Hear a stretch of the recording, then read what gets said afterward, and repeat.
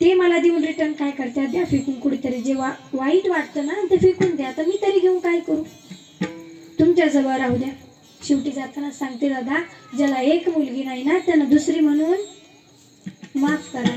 ज्याला दुसरी नाही त्यानं ज्याला दोन आहे त्याने तिसरी म्हणून माफ करा. ज्याला तीन आहे त्यानं चौथी म्हणून माफ करा. ज्याला चौथी आहे त्यानं पाचवी म्हणून. एवढे आहेत का बघ, संख्या वाढलीच आहे तुमची लई.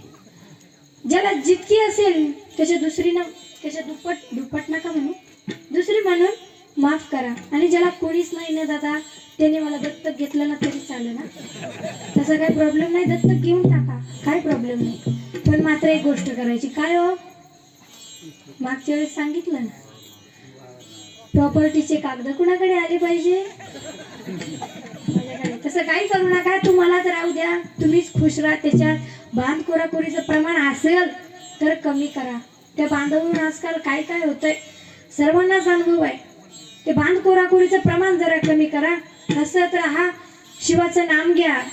ज्यांनी मला संधी दिली इथे कीर्तन करण्याची, ते आमचे दाजी प्रवीण पराड, ते महाराजच येतात. प्रवीण पराड यांचे मी आभार मानते. माझी दिदी ऋषालीताई पराड, तिचे आभार मानते. मला ज्यांनी या ठिकाणी वेळेत, उशीर झाला असेल तर माफ करा, नसेल झाला तर त्यांनी मला वेळेत पोहोचत केलं, ते असे माझे वडील, माझे दोन्ही पण, म्हणजे समजून घ्या, मोठे पण आणि छोटे पण, सर्वांनी मला या ठिकाणी उपस्थित केलं, त्यांचे मी आभार मानते. मृदुंगाचार्य असतील, पेटी वादक असेल, गायनाचार्य असतील, टाळकरी असेल, विणेकरी असेल, अजून कोणी राहिलं असेल तर दिलगिरी व्यक्त करते. मला काही कोणाचे नाव माहीत नाही. सर्वांचे नाव घेते आणि सेवेला पूर्णविराम देते. ज्ञानेश्वर